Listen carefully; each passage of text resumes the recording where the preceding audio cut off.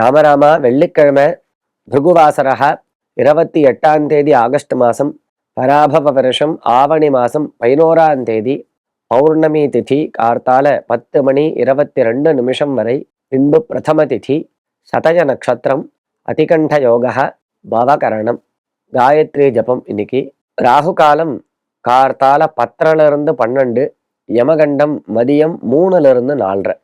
வீட்டில் துளசி மாடம் அமைத்து பூஜை செய்வதன் சிறப்பு என்ன? ஒவ்வொரு வீட்லையும் துளசி மடம் அப்படிங்கிறது கண்டிப்பா இருக்கணும். துளசி செடி கண்டிப்பா இருக்கணும்.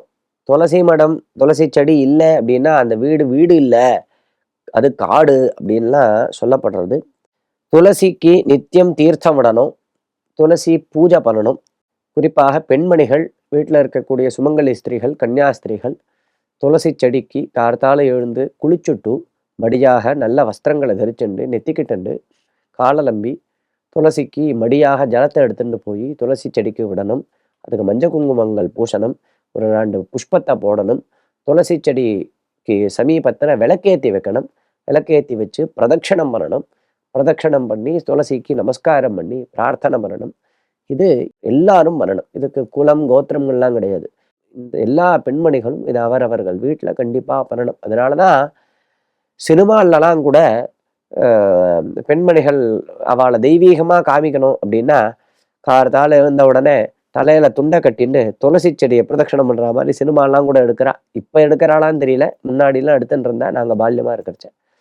அப்படி இந்த சம்பிரதாயம்ங்கிறது எல்லாருக்கும் உண்டு. இது சகல சௌபாகியத்தையும் ஏற்படுத்தி கொடுக்கும். துளசி பூஜை அப்படிங்கிறது என்ன, துளசி துளசி மாதவ பிரியா அப்படின்னு மகாவிஷ்ணுவுக்கு மிகவும் பிடித்தமானவள் துளசி. அதனாலதான் பிருந்தாவன துவாதசி அன்னைக்கு துளசி விவாகம் அப்படிங்கிறது பண்றது. பகவான் நாராயணன் ரொம்ப விரும்பி துளசியை கல்யாணம் பண்ணிட்டார்.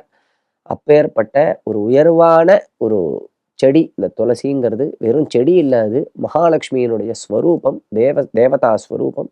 அதை பூஜை பண்றதுனால நல்ல தீர்க்கமான சௌமங்கல்யம், ஒரு அந்யோன்யம், கணவன் மனைவிக்கு ஒரு அந்யோன்யம் ஏற்படும் அப்படிங்கிறது சாஸ்திரம். ஆந்திரம்.